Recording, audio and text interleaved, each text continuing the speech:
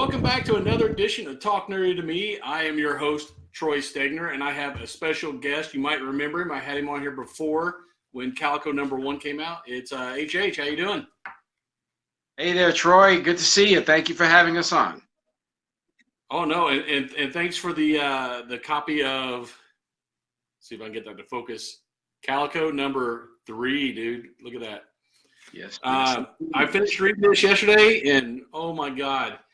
I mean, don't get me wrong, issue 1 and 2 were great, but this one, it's like you just opened up that world so wide now. It's crazy. Yeah. Yeah, I mean, and you're tackling not just animal abuse now. There's some drug stuff in there. There's some there's some clandestine people, looks like, tracking him. I'm gonna put on my eyes so I can actually read. Yep. My first question, I'm looking at the cover here, and it says issue 3 of 8. So what's the plan at 8? Are you going to, I mean, is that story going to end, or are you going to continue this on? Well, the plan is definitely to continue. We just want to make sure that we put something really solid out, a very strong, solid foundation before we can build anything from this. So I think it's prudent for us to come out swinging with a top-tier book that really has a powerful storyline, very compelling story, fantastic art all around. So we want to make sure that we're, like I said, our foundation is strong. Yeah, and when you say come out swinging, that wasn't a euphemism. Your main character there, Hector, dude, is brutal. Oh, yeah. He is very brutal. Yeah, he like I said, he is the voice for all these abused animals, and wow. I mean, first page, I mean, what was that, third panel? He's taking a dude's leg dinger off. Yeah. Because he was kicking a dog. So yeah, be careful, man. Don't mistreat animals, or you might meet Hector. Absolutely. So yeah, like I was saying, this issue 3, the first 2 issues, we got a decent little backstory on who Calico, a little bit of a backstory on who Calico is, and the group behind him who is going out and getting vengeance for these abused animals. But issue #3, wow, that Calico world has just gotten so much bigger for me, in my mind. Right. You got this. I don't want to give too much away, but he finds he finds a dog fighting ring. Right. And he's taking care of that dude, and he takes care of that dude later on in the issue. Good Lord. Right. But they keep alluding back to the the dog, the puppy video. I think that was back way in issue 1. Right. You're trying to track this guy down, and you just keep sprinkling a little clue here, a little clue there. He keeps getting closer to finding this guy. Right. So is that guy, is this going to be the big end game thing, him finally finding that dude? Well, I can't. Something else big you're going to drop on us. Right. I can't answer that, but I can tell you this.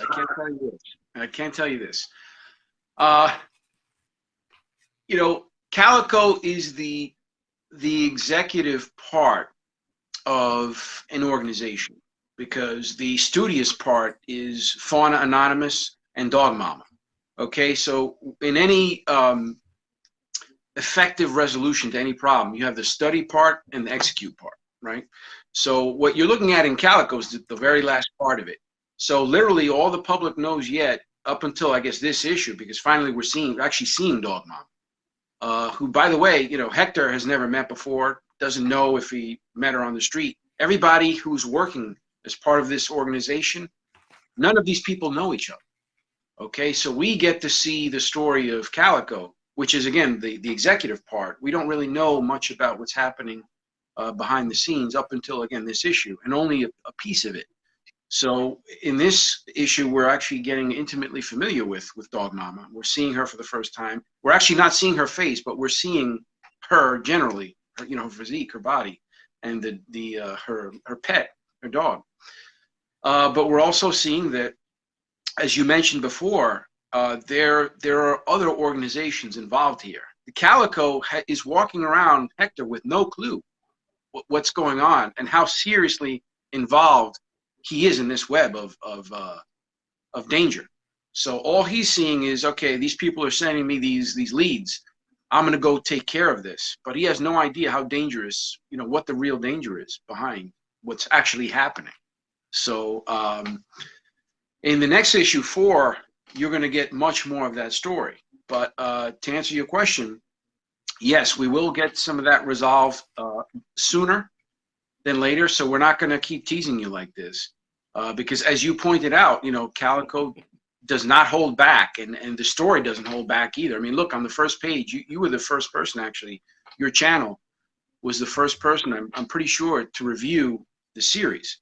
And the first thing that struck you, if you remember that video, is right from the first page, you're getting something that's blowing your mind, that's churning your stomach. That's like, whoa, we don't waste time. We appreciate the fundamentals of storytelling. So this is why we are having you course through these passages to get to where we're going to get to. So we do appreciate these fundamentals, and we stick to them. But let me tell you, we have a character in Calico who makes that difficult because, he's all about the action, and he does not hold back. And in this issue, you mentioned issue 2, where the collective sentiment by the comic book expert community and review community was, hey, this guy's intense. And, we got to breathe in issue 2. We got a little breather, but there's no breathing. There's no breathing. If that's a breather from issue 2, then, oh my God. Yeah. Issue 2 was pretty brutal too. Right. So, Yeah, he doesn't bury the lead. Hector does, it's like, bam, right up in your face. This is what you did. I'm getting revenge for him. Boom. Right. And, just one more thing about this. I just got off of another channel. And, the topic there was what's going on in mainstream comic books right now, and how it's very sort of, the word boring was tossed around a bit, but the pace is much more deliberate. And, you have superheroes are sitting down at a table, at a conference, discussing, what's going to be transpiring. And it ends with, these heroes sitting down at a table talking. And I said to myself, I asked the moderator, I said, listen, the host, I said, what's the fundamental thing that heroes and villains do? They fight. Okay? They fight. This is what they do. So you have a lot of creators, at the big 2, these, mainstream comics, that, don't know the first thing about fighting, and you and I are of a similar generation where I can guarantee you, we got into some fights, and we understand the topic. And certainly in my case, I grew up in the Bronx. I got into lots of fights. So I understand what fighting is and how to craft that into the storyline. Again, the fundamental of heroes and villains interaction of comic books. So you get that in this series, okay? And we don't hold back. Yeah, I never thought about that analogy. I guess mainstream's more Joss Whedon, and you guys are more Zack Snyder. It's just, they're the mainstream ones. They're so verbose in everything, and they want to set these things up, and does it. And you guys are just like, what's going to happen. They're going to fight. Why beat around the bush? Let's just boom, get into it. And I appreciate that, instead of having to wait, 4 issues to see a little bit of action, and then wait another 4 issues for a little more. Absolutely. Every one of your guys' issues has just been action-packed. Right. Crazy. Right. Talking about this organization behind Hector, Calico, the main character, they've got some kind of connection. They're like, they got some Stark Industry type technology they're using, from his suit all the way down to Bumble, who is, their eye in the sky guy there. Right. It's just, so I'm guessing we're going to find out where they're being funded eventually too, because that stuff can't be cheap, man. That's exactly right. Troy, you're hitting on it on all cylinders right now. This is there's going to be some big reveals, and I think the readership is going to be blown away by who's actually funding this and where the funding is actually coming from. It's going to be a doozy, let me tell you. Yeah, and we get a little bit of Hector's past. We find out, he was a burglar back in the day, I guess. That's right. We're going to see more of Kingman from Kingman's Emporium and Yes. the Rats, because yes, those guys, more than anything else, those are what intrigued me. I want to know more about those guys. I want to see more. Maybe even get their own series. Right. So everyone on the street, you pointed out the Kingman and the Rats. So that takes place in a part of the Bronx in the northwest of the Bronx, where there's a big Irish population. Okay, and there's actually people in that neighborhood that speak with the Irish brogue. Okay, and Kingman is actually he's part of the underworld, the dark underworld, and he operates a pawn shop. But I can't tell you what other things he's involved in, but he's definitely not one of the good guys. Okay, and he also is a character from Hector's past. As you pointed out, Hector used to be a burglar, a cat burglar. So, and a very good one. According to Kingman, the very best. So, he knows that Hector's still in the area, even though he's moved out, he's in Brooklyn now. But, when Hector's going to be pawning off some of these goods that he gets a hold of every now and then, he knows to go to the right people, because Kingman's not someone who's going to ever deal with the authorities, or because he's way deeper than anyone else is. And Kingman is one of the, as Hector points out, he's one of the most dangerous men in the underworld of New York City. He also happens to have Down syndrome. So he's a very unique character in that sense. And he also only hires people who have Down syndrome in his shop. So I think he's the most unique character in this series, actually, because he's going to be involved in some interesting things. So, and the Rats are. I'm glad you brought that up, because that's so. You have a lot of stuff in here that it's underrepresented in mainstream comics. I mean, the Rats. We didn't even mention it. They're little people. Right. You got Kingman with Down syndrome. Right. Mean Gene. I didn't even get to him yet. Right. As a paraplegic, he's no legs. Right. I mean, Right. you're hitting everything that has not been in comics. And right. I love that. Right. And it's just funny because. So what made you decide to do that? Well, it's funny because there's this whole culture war apparently that's going on in comics, where there's people who feel underrepresented are making themselves represented in comic books. And the fact is that, we're accomplishing the same thing, but without impacting the story, the storyline, without detracting from the action and the adventure and the whole suspense of a comic book. And that's been the knock on all of these different things that have been happening with comic books lately. People want to sort of insert themselves into comic books. And frankly, personally speaking, I think diversity is a wonderful thing. I think we need more of it. The problem is when you start impacting the storylines and you start impacting the quality and the craft of what we know as comic books. So here's an example of where you can create diversity in our comic book, where we have, a Latin anti-hero.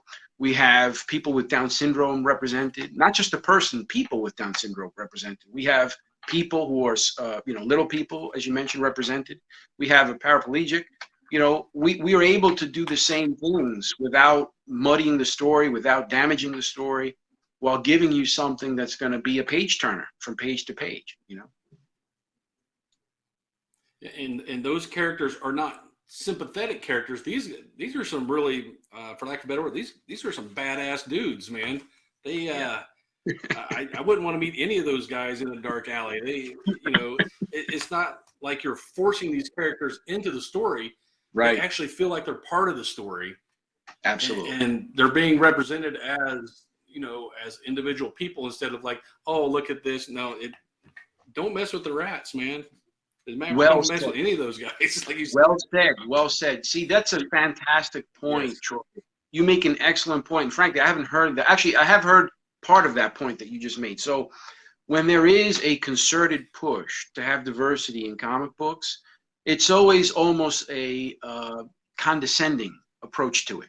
It's like, oh, okay, well, let's put these little people in here and make them feel represented, and you sort of tippy-toe around the issue, and you handle them with kid gloves and all this business. No. These, as you mentioned, these people are going right for the jugular.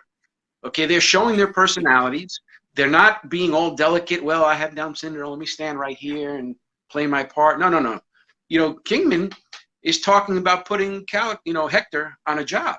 He's talking about trying to compel him back into the underworld again. This guy's hustling Hector. He's playing a little mind game with his money. When he walks in, he's got his goon who's has Hector in the air and smashes him down. I mean, there's all sorts of craziness going on here.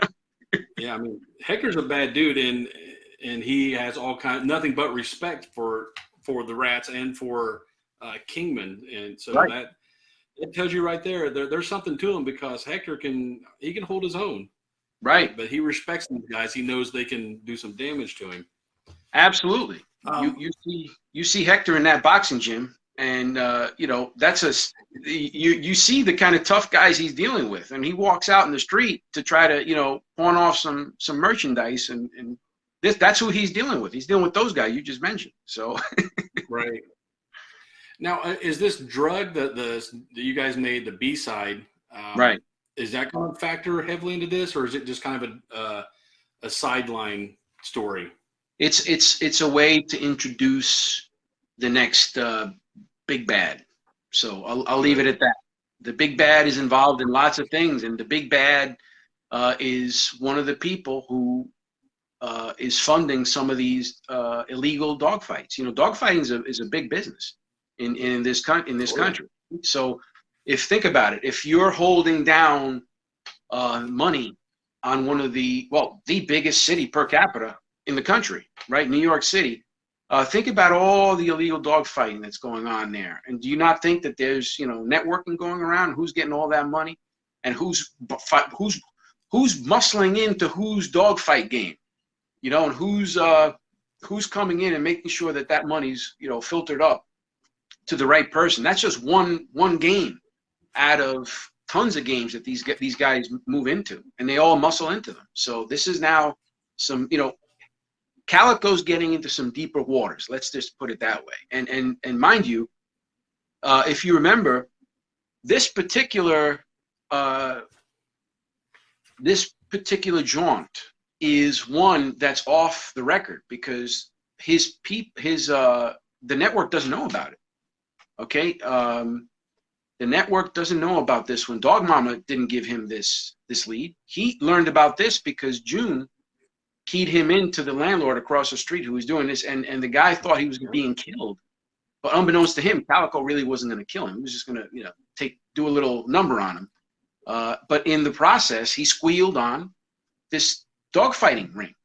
So that's the only reason why we're seeing Hector pursuing this avenue, this course. So he's going to stumble onto the big bad guy by accident. There you go. Yeah. He takes care of the dogfighting ring, the leader. I mean, I'll leave that for the readers, but oh my God. Yeah, you thought it was brutal before. That they took care of that guy really great. Okay, let's talk about the last page here. Actually, the last couple panels. Right. You got him doing his Batman Moon Knight thing, jumping across from building to building in the sky. Right. He's not being as stealthy as he thinks, because there's somebody waiting for him over on the other building when he lands, off panel, talking to him. And, you see the other people. It's almost like he's being trailed by Men in Black looking guys here. Right. And so is this going to be a friend or a foe, or can you say? Well, I can say this. You hit it right on the head. He has been a bit careless in his jaunt, right? So this is what happens when you go off the script, okay? And this as a professional, you can ad lib things all you want. Sometimes they work, sometimes they don't. But when you don't plan something and you just sort of like, all right, let's see what this leads us to, you're going to be more apt to find trouble because it was a move that you made without planning. So every move, you see how diligently that team works. They literally have a piece of software that tracks the percentage of how prepared and how finished the files are, so that Calico can go and execute the balance of that file. Okay. In issue 2, we learned that he prefers files to be, higher up in the 80 to 90 range, because if he's missing information, he's compromised in many ways, and he's dealing with much more difficult situations than normal. I mean, one example was he mentions in issue 2 about Dog Mama sending him a file that was somewhere in the 60 or 70% completion rate, and it took him 2 months to close that file. So Hector isn't the kind of person who is just sitting there and saying yes to everything that comes in. That example right there shows you that he prefers to have everything sort of polished before he actually puts the suit on and goes out and gets stuff done. But his passion, that's the key word there, his love of animals, his passion for doing the right things for these animals is such that in this case, he decided to just throw the suit on and go follow on this report. And, thankfully he has Bumble to give him reconnaissance. But otherwise, he'd be going in blind. Wow. Yeah, I did. I mean, if you can't tell me, just say so. Is Hector the only operative, or do they have other? It just seems like just having one point of failure would be kind of not good. So I'm wondering, is he going to eventually team up with some other operative to help take out the big bad? But if you can't tell me because, it hasn't been revealed yet, that's fine. Right. I can't go into that. All I can say is Calico. All I can say is Calico is definitely the executor of this team that is assembled here. And Dog Mama is the main data researcher, and she frankly can't do her work without the incredible elite hacking capabilities of Fauna Anonymous.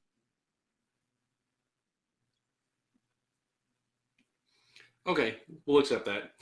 Yeah. Like I said, man, up to issue 2, I've been enjoying it so far. I love the story. I love the characters, and like I said, with this issue 3, for me, it just seems like, we had this little sliver of what Calico was, and now it's just expanded so much that all these possibilities are hitting me, and I'm really anxious to see where it's going to go from now.